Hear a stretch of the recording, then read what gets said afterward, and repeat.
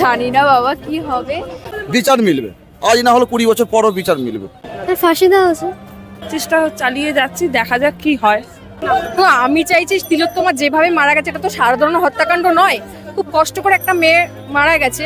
আর আমিও সেরকমই আমিও একটা মেয়ে, তো আমিও চাই ওর এমন একটা শাস্তি হোক যে একটা মেয়েকে মারা গেছে কষ্টটা, সেই কষ্ট যেন প্রত্যেকটা ছেলে মানে পুরুষ জাতি যাতে বুঝতে পারে, আর কোনো রেপ যাতে না হয় না। আমি চাইছি মানে ফাঁসিটা কোনো ব্যাপার না, ফাঁসি দিলে সে মরেই গেল, তার কোনো বিচার হলো না, কিচ্ছু না, ফাঁসি তো একবারই মারা যাবে, কিন্তু এমন কোনো বিচার যাতে তিলে তিলেও নিজে শেষ হয়, আমি সেরকম কিছু চাইছি।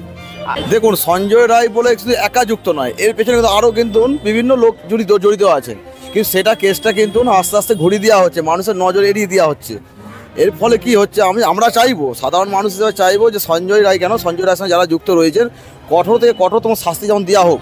আর যে অভয়ার যে আজকে যে একটা বাবা মা যে সন্তান যে একটা এত দূর পড়াশোনা করে শিক্ষিত করে আজকে একটা জায়গায় নিয়ে গেছিলো, তার মায়ের কোল থেকে যে সন্তানটা যে ছিনিয়ে নিল, আমার মনে হয় ব্যক্তিগতভাবে আমি বলি, দেখুন এটা তো রাজনৈতিক শিকার নয়, এটা শুধুমাত্র ষড়যন্ত্র পেছনে লুকিয়ে রয়েছে অনেক কিছু পলিটিক্স। বিষয়টা হচ্ছে সঞ্জয় রায় আমরা চাইছি যে শাস্তিটা মানে ভারতবর্ষে যেটা যে কোনোদিন হয়তো গ্রহণ করা হয়নি সেটা সঞ্জয় রায়কে দেওয়া হোক। তারা থানার ওসি এবং সন্দীপ ঘোষ তাদের নামে ফাইনাল চার্জশিট এখনো তাদের নামে আসেনি, তারাই তো মানে বিচার প্রায় শেষই হতে যায়, সঠিক কি বিচার মিলবে এভাবে যদি চার্জশিটের নাম না থাকে এনাদের? শাস্তি তো হওয়া উচিত কি সবাই যেটা বলছে আমিও ওটাই চাইছি, হওয়া উচিত। আমার মনে হয় না মিলবে, কারণ এরকম যদি পুলিশই আইনের রক্ষকরাই যদি পিছিয়ে থাকে বা আইনের রক্ষকরা তো পিছাচ্ছে, মানে ওরাই তো ওদের হাতে তো সবকিছু, আমরা কি দোষ করছে একজন, তাদের কাছে সবকিছু ছেড়ে দিচ্ছি, তারাই যদি এখন পিছিয়ে পড়ে তো কার উপরে ভরসাটা রাখবে? শাস্তি হওয়াই উচিত। যে একটা মেয়েকে নির্যাতন ভাবে যে খুন করে মানে হত্যা করা হয়েছে তার বিরুদ্ধে কঠিন শাস্তি হওয়া উচিত, যাতে পরবর্তীকালে কোনো মেয়েকে বা কোনো নারীকে সেই জিনিসটা করতে না পারে বা কিছু বলতে না পারে, এইটুখানি বলবো।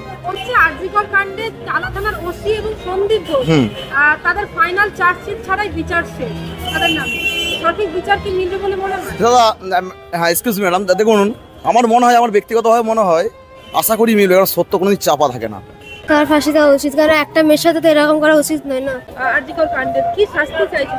অবভিয়াসলি ফাঁসি তো চাই, এরকম যেন ঘটনা আর কোনোদিনও না হয়, কেন আমাদেরও তো সেফটির একটা ব্যাপার আছে না, মেয়েদের আমরা ধরো একা একা বেরোচ্ছি, আমাদের সাথে তো কেউই আসে না, তাহলে আমাদেরও তো সেফটির একটা ব্যাপার আছে, সেই জন্য বলছে অবশ্যই ফাঁসি চাই।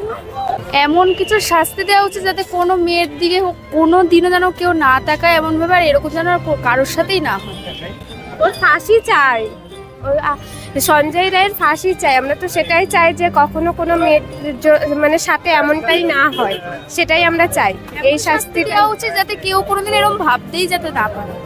আমি চাই যে ওর ফাঁসি হোক, ঠিক আছে, যাতে এমন কখনোই না হয় কোনো মেয়ের সাথে, ঠিক আছে। এরকম ক্রিমিনাল থাকলে আরো হয়তো অনেক মেয়ের সাথে এরকমটা হতে পারে, তার জন্য ওর মানে ফাঁসি চাই, শাস্তি চাই।